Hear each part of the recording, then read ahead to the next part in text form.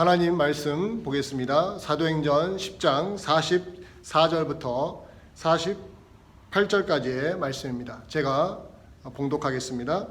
베드로가 이 말을 할 때에 성령이 말씀 듣는 모든 사람에게 내려오시니 베드로와 함께 온 할례 받은 신자들이 이방인들에게도 성령 부어 주심으로 말미암아 놀라니 이는 방언을 말하며 하나님 높임을 들음이러라. 이에 베드로가 이르되 이 사람들이 우리와 같이 성령을 받았으니 누가 능히 물로 세례 베풀음을 금하리오 하고 명하여 예수 그리스도의 이름으로 세례를 베풀라 하니라. 그들이 베드로에게 며칠 더 머물기를 청하니라. 아멘.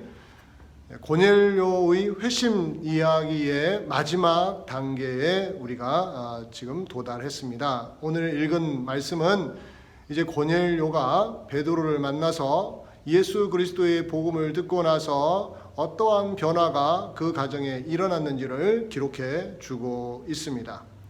과연 무엇에 초점을 맞추고 있느냐? 자, 이 부분에서 우리가 중심을 잘 잡고 가야 합니다. 고넬료가 예수 그리스도를 만나서 회심했다라고 제가 말씀을 드렸는데 그 회심한 장면에 대해서 어떤 식으로 묘사하고 있느냐, 그 특징을 우리가 오늘 본문을 통해서 발견을 해야 되는데, 우리가 보통 예수님을 믿는다라는 말을 많이 쓰지 않습니까? 그리고 자기 죄를 고백한다라는 말을 쓰죠. 회심 이야기에 있어서 두 개의 단어가 빠지면 안 되지 않습니까? 믿는다, 회개한다. 이것이 바로 회심의 양면성을 말하고 있습니다. 그런데 고넬료가 예수 그리스도의 복음을 듣고 나서 예수님을 믿었다거나 죄를 회개했다라는 표현은 나오지 않습니다. 대신에 성령의 역사에 대한 내용이 중점적으로 표현이 되고 있습니다. 즉 오늘 본문에서 고넬료의 회심 이야기를 해주면서 마지막 단계에 이르러 고넬료가 어떻게 예수 그리스도의 복음에 반응했느냐라는 부분에 있어서 무슨 이야기를 하고 싶어 하냐면 성령 이야기를 하고 싶은 거예요. 성령 하나님에 대한 이야기를. 즉 성령께서 고넬료와 그 가정에게 어떠한 역사를 하셨느냐, 이 부분에 초점을 맞추고 있다는 것입니다. 그렇기 때문에 우리가 오늘 본문을 통하여 확인할 것은 성령이 고넬료 가정에 임하셨다라는 거예요. 고넬료의 회심, 그가 예수님을 믿었고 그가 자기 죄를 회개했다라는 그런 표현 대신에 성령이 고넬료와 그 가정 위에 임하셨다.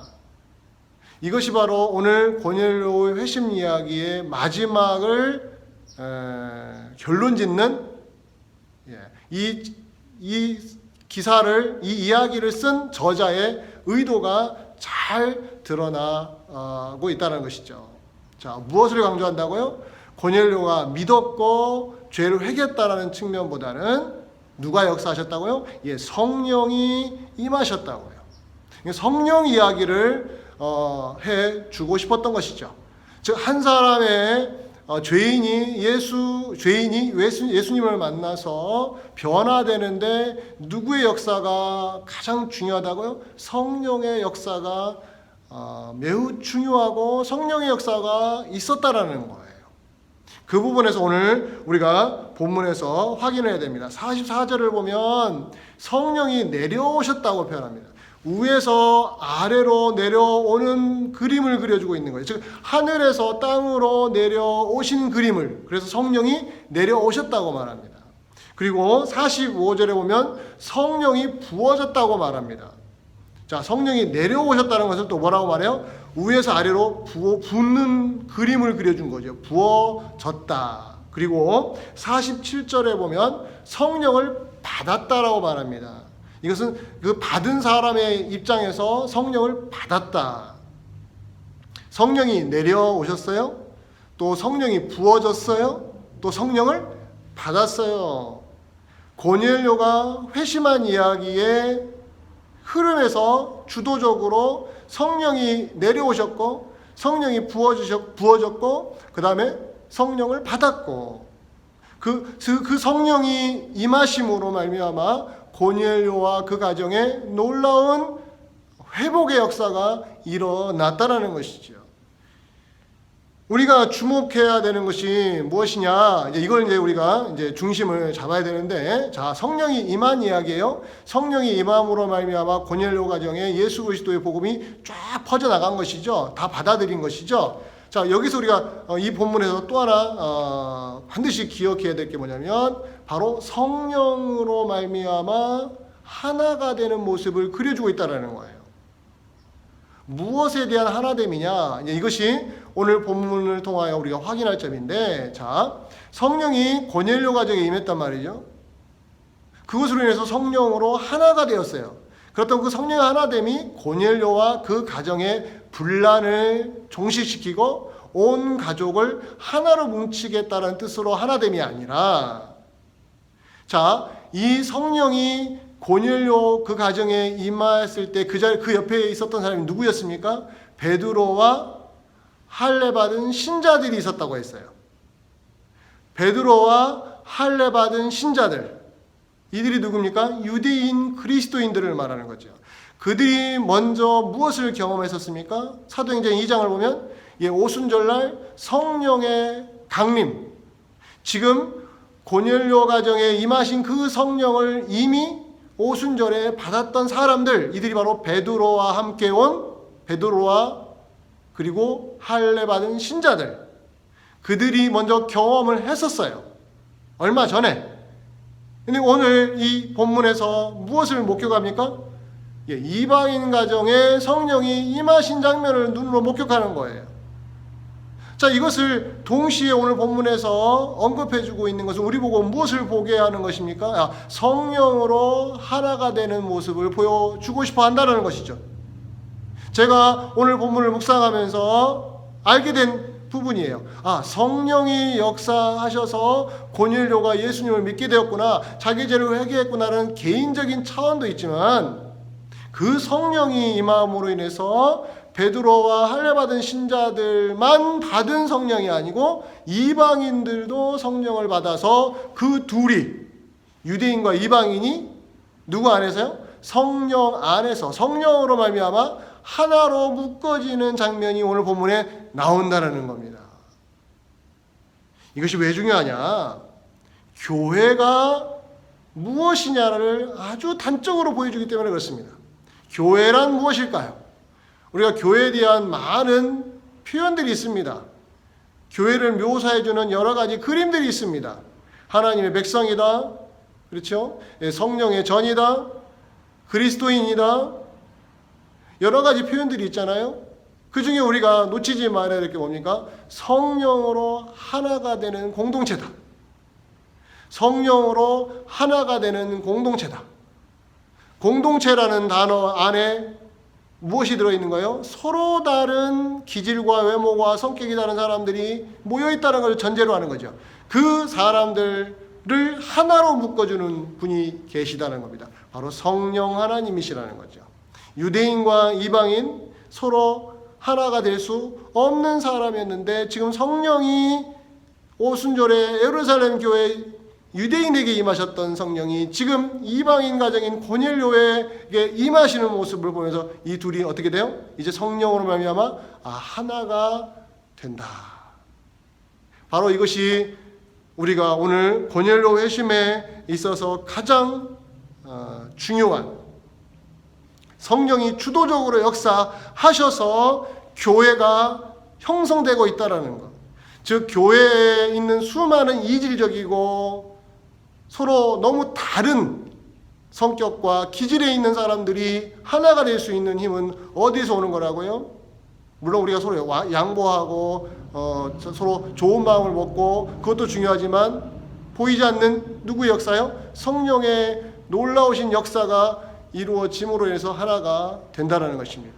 자, 증거 구절을 하나 여러분들에게 제시를 하겠습니다. 사도 바울이 깨달은 진리인데요. 고린도전서 12장 13절에 이런 말씀이 있어요. 우리가 유대인이나 헬라인이나 종이나 자유인이나 다 한 성령으로 세례를 받아 한 몸이 되었고 또 다 한 성령을 마시게 하셨느니라. 여기 보면 유대인이나 헬라인이나 나오죠. 유대인이나 헬라인이나 무엇으로요? 한 성령으로, 한 분이신 성령으로 한 몸이 된 거예요. 한 몸. 유대인과 헬라인은 한 몸이 될 수가 없는 물과 기름과 같은 관계예요.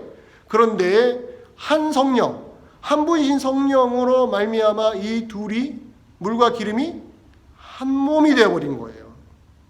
성령의 역사가 이런 일들을 만들어낸 거죠. 그 증거 본문이 오늘 본문에 나온 거예요. 오늘 본문에.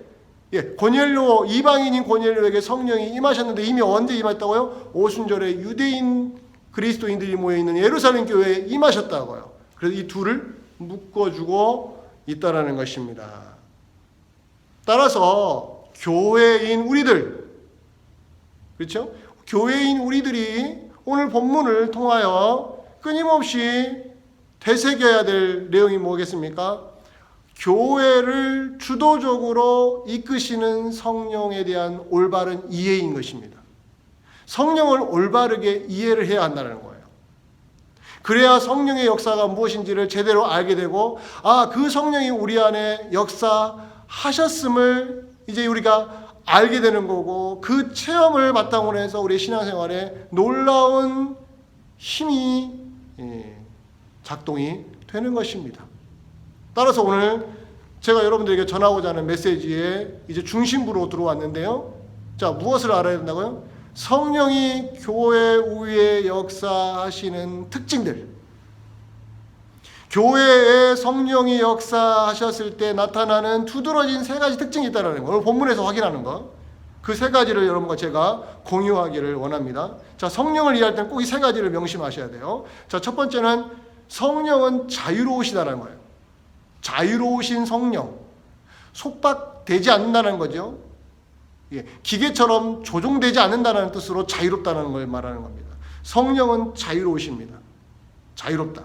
오늘 본문을 통해서 한번 확인해 볼까요? 44절을 보시면 베드로가 이 말을 할 때에 성령이 말씀 듣는 모든 사람에게 내려오셨다라고 합니다. 자, 여기에서 성령이 내려오시는 시점이 언제입니까? 성령이 언제 내려오셨어요? 이 말을 할 때에. 누가요? 베드로가 이 말을 할 때에, 즉 베드로가 예수 그리스도의 복음 이야기를 설교하고 있을 때에, 아직 설교가 다 마쳤다고 하지 않고요, 그 설교하고 있는 중에, 그 설교의 내용을 제가 지난주에 이미 여러분들에게 말씀을 드렸습니다. 예수님의 사역에 대한 이야기, 예수님의 죽음과 부활에 대한 이야기, 그 이야기를 들을 때에 누가 임하셨다고요? 성령이 내려오셨다고요. 누구에게? 그 자리에 있는 고넬료와 그 가족들과 또 그 안에 있는 많은 이방인들에게로 누가 내려오셨다고요? 성령이 내려오셨다고요. 자, 그러면 자, 보십시오. 여기서 우리가 조심할 것이 있어요. 베드로가 설교를 하고 있을 때에 성령이 내려오셨다고 하잖아요. 자, 우리는 이 본문을 읽으면서 드는 생각이 그래요. 설교하면 성령이 역사하시는구나. 저는 설교하는 목사로서 정말 원하는 이야기입니다. 제가 설교할 때마다 성령이 강력하게 역사하셨으면 좋겠습니다. 정말로. 제가 목회하는 내내 설교하는 자로서 항상 마음속에 갈증이 있습니다. 제가 얼마나 말을 잘하고 얼마나 예화를 잘 들어서 감동적으로 사람들에게 전하고 또 성도님들이 그 말씀에 막 너무너무 좋아서 반응하려고 하고, 이것보다 더 중요한 것이 성령이 지금 고넬료 가정에 임하듯이 우리들 가운데 확실하게 임하시는 것. 이게 너무너무 저에게는 원하는 바입니다. 자, 그런데 잘 보십시오. 베드로가 이 말을 했을 때 성령이 임했다고 하니까 이걸 하나의 원리로 만드는 거예요. 원리. 원인과 결과로 만드는 거죠. 원인이 채워지면 반드시 결과가 나온다는 게 인과관계잖아요. 즉 설교를 하니까 성령이 자동적으로 임하신 거 아닐까? 예수님의 죽음과 부활을 이야기만 하면, 이게 충족이 되면 무조건 성령이 임하실 수밖에 없다라는 원리를 만들고 싶은 거예요. 근데 그게 사실일까요? 그렇지 않습니다. 예수 그리스도의 복음 이야기를 했다고 해서 무조건 성령이 꼼짝 못하고 무조건 역사를 하셔야 되냐? 이것이 바로 성령의 자유로우심을 속박하는 거예요. 우리가 만들어버리는 거예요. 우리가 하나의 틀을 만들어 놓고 성령을 그 속에 가두어 버리는 것입니다. 우리가 예수님의 복음을 이야기했다고 성령이 무조건 역사하셔야 되나요? 그렇지 않죠. 제가 왜 이런 말씀을 드리냐면, 자, 이것이 공식이 될 수가 없어요. 설교를 했더니 성령이 역사하셨다. 설교만 하면 성령이 역사하신다. 아니면 예수님의 죽음과 부활 이야기만 하면 무조건 성령이 역사하셔서 사람들이 변화된다. 이게 공식이 될 수가 없는 이유는, 공식이란 것은 2 곱하기 2는 꼭 4가 돼야 된다는 것처럼 공식이 아니라는 거예요. 그 이유는 베드로가 성령이 고넬료 가정에 임하는 것을 보고 반응하는 모습을 확인하면 됩니다. 베드로가 놀랬어요. 오늘 45절에 보면 놀랬다고 나와요. 놀랬다. 무슨 뜻이겠습니까? 자, 공식이면 놀리지 말아야죠. 언제 놀래야 됩니까? 공식이 깨지면 놀래야죠. 2 곱하기 2는 4여야 되는데 2 곱하기 2는 5라고 하면 놀래야죠. 2 곱하기 2가 4였을 때 4가 나오면요, 아무도 안 놀래고 뭐라고요? 당연하다고 생각해요. 당연하다. 베드로가 설교하고 있을 때, 예수님의 복음 이야기를 하고 있을 때 성령이 임하셨어요? 근데 베드로가 왜 놀랍니까? 이게 공식이면, 이게 원리이면, 아, 역시 맞아.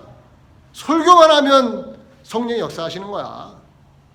예수님의 죽음과 부활만 이야기하면 성령은 어쩔 수 없이 역사하셔야 돼. 당연하게 받아들였겠죠. 안 놀래야 됩니다. 그런데 베드로는 놀랬어요. 왜 놀랬을까요? 그가 생각지도 못하는 일이 벌어지기 때문에 그런 거예요. 즉 성령이 이렇게 역사하실 줄은 꿈에도 생각 못한 것이죠. 그저 하나님이 예수님에 대한 이야기를 고넬료에게 하라고 하니까 했던 베드로였어요. 하나님께 설득당해서 고넬료에게 설교를 하고 있었을 뿐이에요. 그런데 성령이 놀랍게도 역사하신 거예요. 이걸 보고 놀란 거예요, 베드로가. 즉 이것은 우리에게 뭘 가르쳐 준 겁니까? 우리가 짜놓은 틀로 성령을 함부로 가두면 안 된다는 이야기예요. 성령은 자유롭게 역사하십니다. 자유롭게. 즉 성령은 사람을 자유롭게 쓰세요. 사람이 성령을 쓰시는 게 아니에요, 여러분들. 특정한 설교자가 성령을 막 휘두르듯이, 검을 휘두르듯이 성령을 휘두르는 게 아닙니다. 그 사람이 설교만 하면 성령이 막 어쩔 수 없이 역사하셔야 되는 그것은 비성경적인 이야기예요. 우리가 오해하면 안 됩니다. 성령이 설교자들을 그때그때 쓰시는 거지, 특정한 설교자가 성령을 마음대로 휘두르지 않습니다. 이걸 우리가 잘 기억해야 돼요. 성령에 대한 올바른 이해.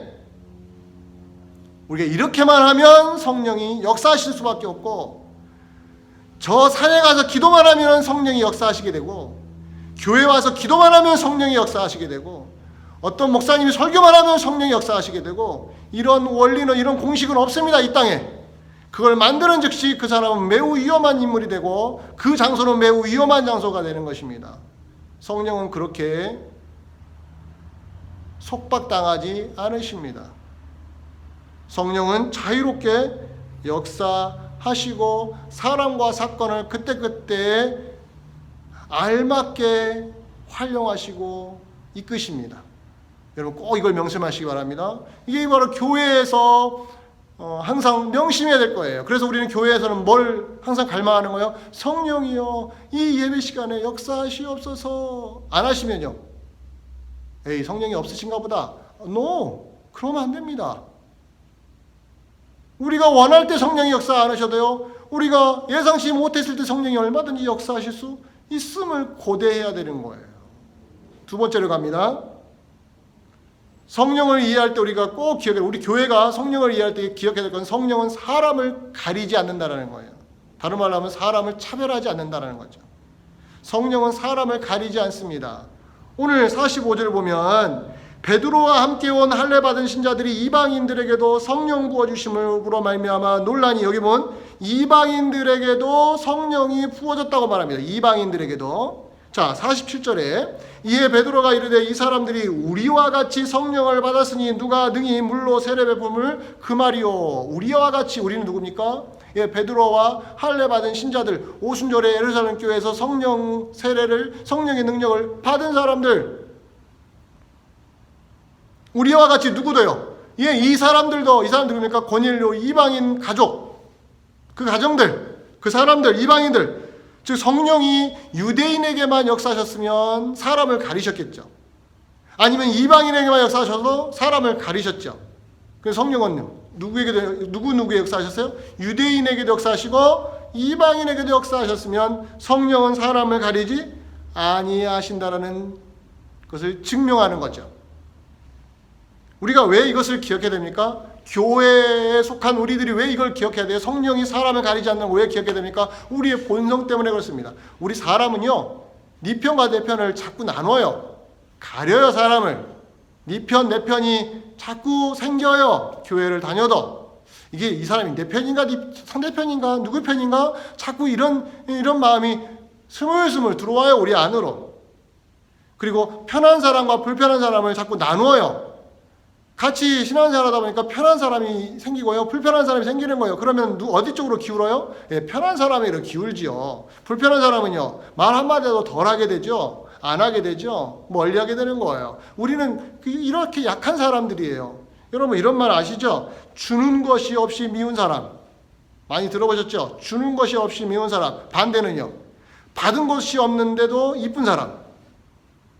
주는 것이 없는데도 주는 것이 없이 미운 사람. 내가 받은 것도 없는데 그 사람이 너무 이쁜 거. 다 이게 무슨 말입니까? 편향적인 우리의 성향을 말하는 거예요. 편향적인. 사람을 가려요. 왜 주는 것이 없는데 미웁니까? 밉습니까? 왜 받은 것이 없는데 왜 이렇게 이뻐 보여요? 이게 우리예요, 우리. 이런 우리들이 교회를 형성하고 있단 말이에요. 이런 우리들이 성령의 부르심을 받고 성령의 역사를 체험하고 있단 말이에요. 그런데 그 성령은 뭐 하신다고요? 주는 것 없이 미워하는 성령이십니까? 받은 것이 없이 그냥 이뻐만 하시는 성령이십니까? 성령은 어떤 분이신가요? 사람을 가리지 않죠. 우리와 같은 분이 아니에요. 네 편 내 편 나누고 편한 사람 불편한 사람 만들고 줬느냐 받았느냐 이거 가지고 사람 따지고 이런 성향이 아니십니다. 성령은 골고루 사람을 사용하십니다. 교회를 단순히 사람들의 모임으로만 생각하고 다니시면 큰 코 다칩니다. 성령을 근심시킵니다. 교회는 사람들이 중요한 거야. 교회들은 사람들만 있으면 되는 거야. 교회는 사람으로 말미암아 다 되는 거야. 성령을 근심케 하는 매우 위험한 말들입니다. 교회는 성령의 보이지 않는 역사가 이루어지는 곳입니다. 그 산물이 누구예요? 여러분과 저입니다. 이렇게 서로 어찌 보면 세상 밖에 사회에서는 만나지 않을 사람, 아니요, 밖에서는 서로 어울리지 않을 수 있는 사람들. 그런데 교회라는 공동체에 들어와서 예수 그리스도를 믿는 자로서 성령을 받은 자로서 우리는 이제는 뭡니까? 우리 마음대로 네 편 내 편 나누지 않고 성령이 부르시는 사람 안에서 서로 하나가 되는, 서로 양보하는, 서로 먼저 자리를 내어줄 수 있는 그런 사람으로 우리가 거듭나고 있다는 거지요. 이것이 바로 성령의 공동체, 성령으로 하나 되는 교회가 갖고 있어야 될 가장 놀라운 요소인 것이죠. 성령은 누구를 가리지 않는다고요? 사람을 가리지 않는다. 마지막 세 번째입니다. 성령은 체험적이라는 것을 기억하십시오. 성령은 체험적이다. 실제적이다. 체험적이다. 제가 왜 이 말씀을 드리냐면 요즘 학문이 너무 발달했고 신학교육도 너무너무 아주 우수해졌고 정말 좋은 책들이 얼마나 많이 나오는지 모릅니다. 성령에 관한 책들도 얼마나 많은지 몰라요. 그러다 보니까 성령이 이론화되고 있습니다. 이론화. 추상화되고 논리화되고 이론화되고 이게 대세가 되고 있습니다. 즉 성령을 책으로 쓰면서 그 책을 연구하고 읽기만 하면 내가 성령을 다 아는 것처럼 오해하기 시작한 것입니다. 물론 여기에는 나름대로 왜 성령이 이렇게 이론화되었는가라는 이유도 있죠. 성령에 대한 연구를 성경, 우리 구약성경, 신약성경을 통해서 글로 쓰고 논문을 발표하고 그것을 학위를 받고 이런 흐름이 자연스럽게 이루어지고 있는데, 그런 흐름이 왜 생기고 있느냐? 그것은 성령을 너무 물질화시키고 또 성령을 마치 영적인 신비로운 파워처럼 생각해서 성령을 자꾸 치유에 활용하려고 하고, 성령 받으면 무조건 방언을 해야 되고, 이런 거에 대한 반발심이 있었기 때문에 성경적으로 성령을 이해하자 해서 이걸 학문적으로 연구하게 되고 이론화시키다 보니까 좋은 책들이 나오게 되고, 또 그런 책들 읽다 보면 성령에 대한 이해심이 확 넓어지는 건 좋아요. 그런데 탁상공론식으로 변질돼 버릴 수 있습니다. 탁상공론 뭡니까? 책상에 앉아서 토론 주제로 성령만 이야기하지 실제적으로 성령을 체험하지 못하는, 성령을 체험한 자로서 이야기하지 못하는, 성령을 객관화시켜 놓고 나와 아무 상관이 없는 연구 대상으로 성령을 만들어 놓고 내가 연구하는 것입니다. 나는 성령과 아무 상관이 없는 사람이죠. 이것이 무섭습니다. 왜요?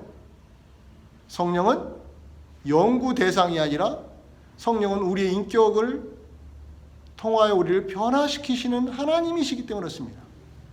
성령은 하나님이십니다. 스피리추얼 파워가 아니에요. 영적인 파워가 아니에요. 성령이 막 그런 에너지, 이것이 아닙니다. 성령은 하나님이십니다. 그 성령이 실제적으로 사람들 속으로 개입하신단 말이에요. 사람의 인격 속으로 개입하신단 말이에요. 그 사람을 바꾸신단 말이에요. 오늘 본문에서 자주 나오는 단어가 뭡니까? 44절에 보면 성령이 모든 사람에게 내려오셨다고 하잖아요. 사람에게 내려오셨다고 하잖아요.